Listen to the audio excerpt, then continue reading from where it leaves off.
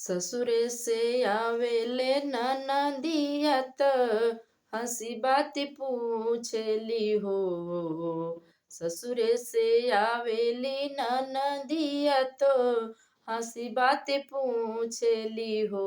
ये भाभी के करसु रतिया लुभाइलु हो, रिलवा भैले सुंदर हो। ए भाभी के करसु रतिया लुभाइलु हो, रिलवा भैले सुंदर हो। ससुरे से आवेली ननदिया त हंसी बात पूछली हो। ये भाभी के करसु रतिया लुभाइलु हो, रिलवा भैले सुंदर हो। ये भाभी के करसु रतिया लुभाइलु हो, रिलवा भैले सुंदर हो। सुतल रहली अटरियत सैया के सजरिया न हो। सुतल रहली अटरियत सैया के सजरिया न हो। इनन दो सपने में अले ननदोइया हो, रिलवा बड़ा सुंदर हो।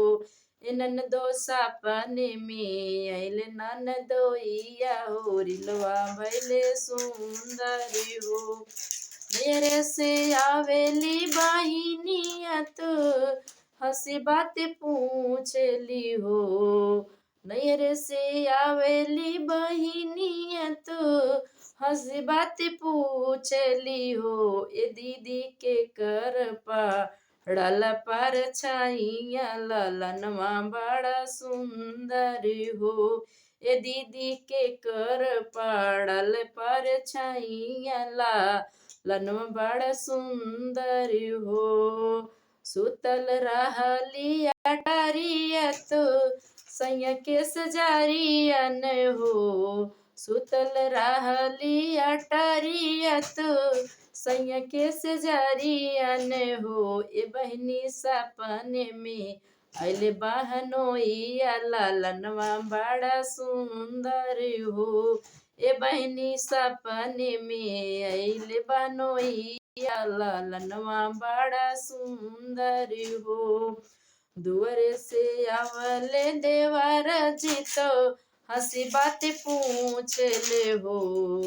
दुआरे से आवले देवर जी तो हंसी बात पूछली हो। ये भाभी के कर पड़ल पर छाइया होरिला बड़ सुंदर हो। ये भाभी के कर पड़ल पर छाइया होरिला बड़ा सुंदर हो। ये भाभी के करसु रतिया लोभानु ललना बड़ा सुंदर हो।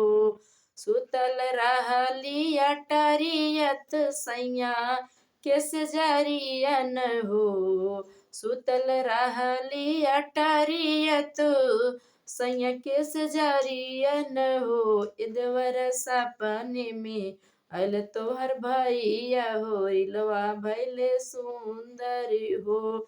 ए देवर सपने में अल तोहर भैया लना बड़ा सुंदर हो। ए देवरो सपने में अल तोहर भैया हो, रिलवा भैल सुंदर हो।